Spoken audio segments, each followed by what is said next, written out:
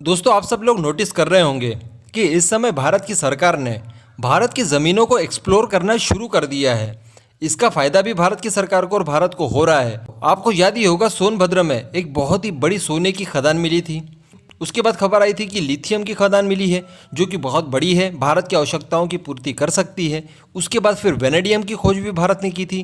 कुल मिलाकर भारत ने ज़मीनों के अंदर एक्सप्लोर करना शुरू कर दिया है और इसका फ़ायदा सच में भारत को बहुत तगड़े रूप में हो रहा है। अब जो खबर निकल कर आई है वो भारत की सबसे बड़ी समस्या को दूर कर देगा। जी हाँ, इस समय भारत को एक और बड़ा खजाना मिला है और इस बार खजाना जो मिला है वो यूरेनियम के रूप में मिला है। जी हाँ दोस्तों, यूरेनियम। आपको शायद ही बताने की ज़रूरत पड़े कि इसे हम कहाँ कहाँ इस्तेमाल कर सकते हैं। सबसे ज़्यादा ये कुख्यात है हथियार बनाने के मामले में, लेकिन ये बहुत ज़्यादा प्रसिद्ध भी है। और वो किन किन मामलों में है?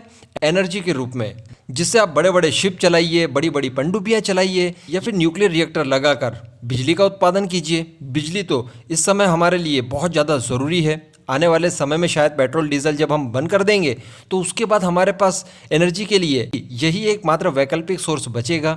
तो ये यूरेनियम इस समय भारत के लिए बहुत ज़्यादा ज़रूरी हो गया था।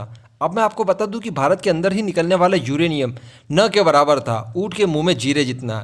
इसलिए भारत को इसका इंपोर्ट करना पड़ता था ऑस्ट्रेलिया से, लैटिन अमेरिका के कई सारे देश हैं, या फिर रशिया तरफ से। कुल मिलाकर भारत को बहुत ज़्यादा दाम देकर इसे बाहर के देशों से इंपोर्ट करना पड़ता था। अगर किसी दिन सप्लाई चेन टूट जाती तो सोचिए क्या होता। लेकिन अब भारत के पास ही इस तरह के खजाने मिल जाना, ये अपने आप में ही बहुत बड़ी बात है और नेचर की तरफ से दिया गया भारत को ये बहुत बड़ा गिफ्ट है। दरअसल मैं आपको बता दूं कि जहां पर किसी ने एक्सपेक्ट नहीं किया था, वहां पर इसकी खदानें निकली है। दरअसल हिमाचल प्रदेश में एक नहीं दो यूरेनियम की बड़ी बड़ी खदानें निकली है, जिसमें 450 से लेकर 500 टन यूरेनियम का अंदाज़ा लगाया जा रहा है। इतना यूरेनियम बहुत ज़्यादा हो जाता है। जी हाँ, आप ये तो कह सकते हैं कि ये इतनी बड़ी मात्रा में तो नहीं है कि हम इसका एक्सपोर्ट भी कर सके, लेकिन फिर भी भारत के अंदर के मसले ये काफ़ी हद तक सुलझा सकता है, जो कि भारत के लिए बहुत बड़ी बात होगी।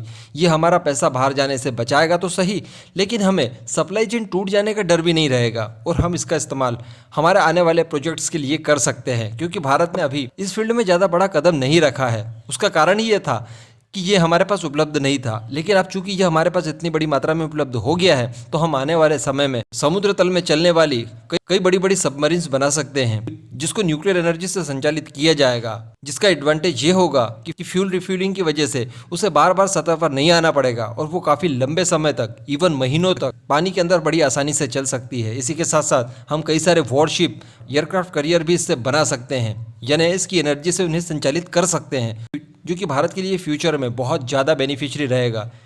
अब दोस्तों, आप नीचे कमेंट करके बताइएगा आपका क्या मानना है इस सब पर।